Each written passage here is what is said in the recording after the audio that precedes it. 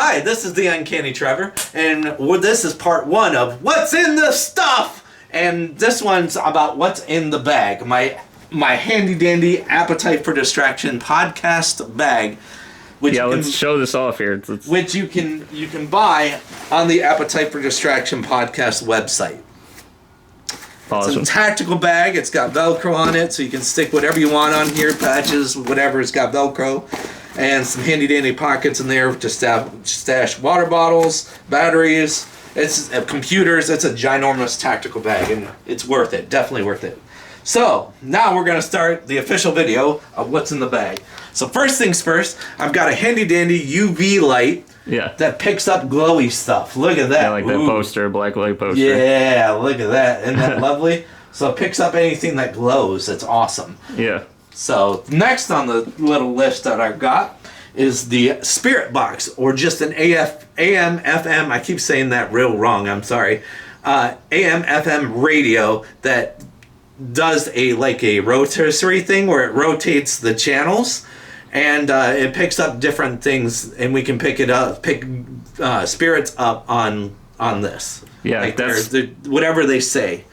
So that's what's called an automatic spirit box. Yeah. And I'll show them in my bag here, which I'll probably do a video on mine, but this is like a manual version where you can keep tuning it with this knob here, and people get good results that and way the guy behind the camera, before we continue on, is Mr. Ian Adams himself. Yo, what's up? He's helping me with this what's in the bag video. Yeah. The next thing is the Mayan death whistle. This thing is smexy. It makes a real loud screaming noise. Cool. Yeah. And if you're wondering, that's it's supposed to stir up spirit activity. It was used in like Mayan and Aztec warfare, for psychological warfare, because in the distance it would sound like screams. And in previous investigations, we have used that whistle before. If you've seen the Helltown videos that I've done and the Owen Hill video that I've done, that is when we use these whistles. Yeah, we've also used it in Claim 2. Yeah. Which, unfortunately, I don't know if anybody in the group knows yet, it's shut down. Claim 2 is shut down? Yeah, for construction for the whole summer. Oh, jeez. It sucks. Yeah. The next thing is the temperature reading. So it reads the temperature of the room. So I go to the light, and the light says that it's 84 degrees. So that's pretty cool that it tells you the temperature. It lets us know if there's any entities in the vicinity, because it will go cold if it's a spirit. Right. Next up is the speaker that I have that attaches to pretty much everything. Yeah, you can plug in the spirit box or the EVP recorder. Yes. Which, do you have that, by the way? So the EVP recorder is going to be in the vest. So that's the secondary video that we're going to do, which is What's in the Vest, which will be happening sometime soon. Next are the two cat balls that you hit the red button and they light up. Ooh, ah. And these let spirits use their energy to light up the ball, and they're so light that they can be pushed off of anything to let us know that the entity is there as well, and they can push it off. Yeah. So it's the motion activated. Yep. Which is cool. And then, of course, you've got the GoPro Hero 8 that I use, which is the secondary camera that I use for my setup bag and everything like that. And the other one is what Ian's holding in his hand right now. That is my other camera. Well, we need backup cameras, because for some reason the spirits like to attack his cameras and drain them. Yeah, like every investigation we do, they attack my cameras. Yeah. Also, we've got these handy dandy individual microphones, which is hearing our beautiful voices right now. Hi guys, I'm Trevor. How are you? Yeah, I can't see the audio levels going up and down with that. So yeah, it's definitely going. So then we have the super duper bright, Ian, mag light. Freeze, motherfucker! Which is what we use on investigations when we go on night hikes and wonderful things of that sort. We have Generation 1 REM pod, which I discovered the battery's about dead on this. Yeah.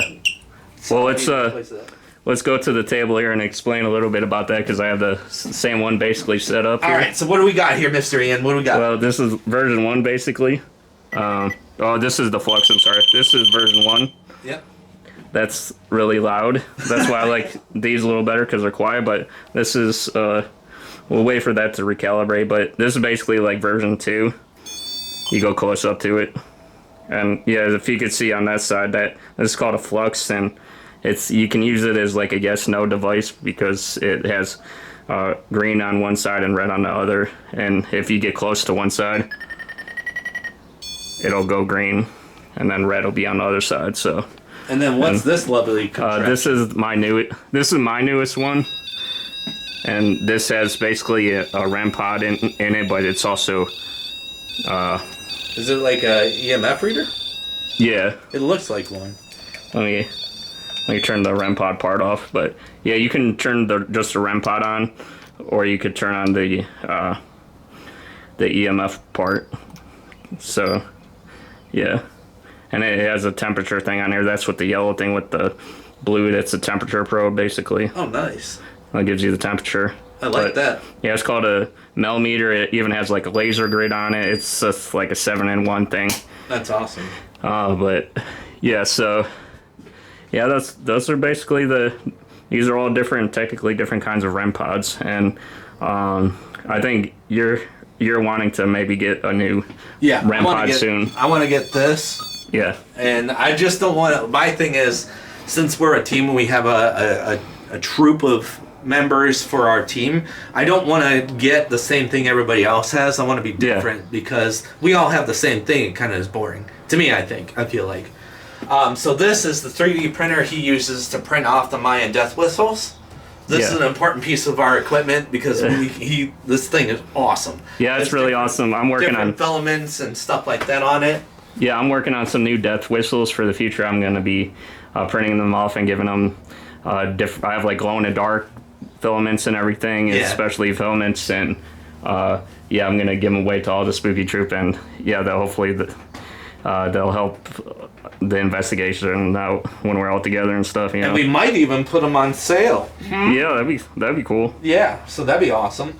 So then we've got the battery handle for both cameras that I have. This actually charges while I'm holding the camera. It's fantastically awesome. Yeah, it has a USB-A thing, which is a regular USB, and then it has USB-C, which is used for charging, but you can also charge other devices with it too. Yeah.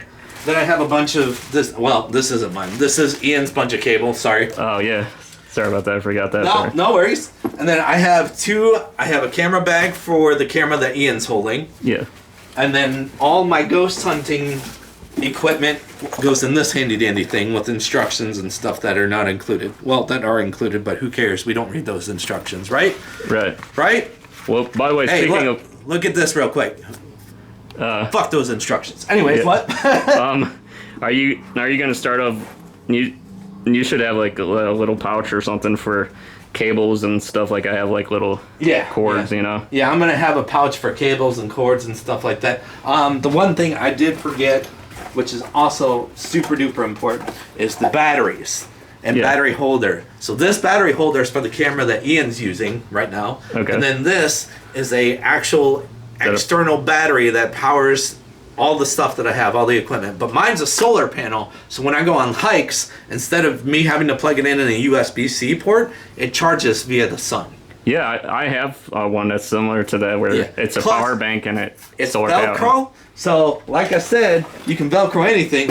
Booyakasha, right on the backpack. And it'll shake it around a little bit. There it holds on pretty tight. You can flip it around and do the same thing, and it holds pretty tight again. So I use this on hiking and walking around the city, like in New York City and stuff. And you can have it wired to whatever you want while you're using it, right? Yep, that's what I usually do. So that is this video. Don't forget to click that like, the follow, and the notification button to be notified when the next video comes out, whether it's me ghost hunting, me playing video games, me doing really silly, goofy clips, and or another What's in That video. So until then, thank you, Ian, for chilling with me today. Thank you for filming this. I really appreciate this. No problem, man. Thank you guys for hanging out with me today. Until next time, let's roll and eat them donuts. Yeah. All right.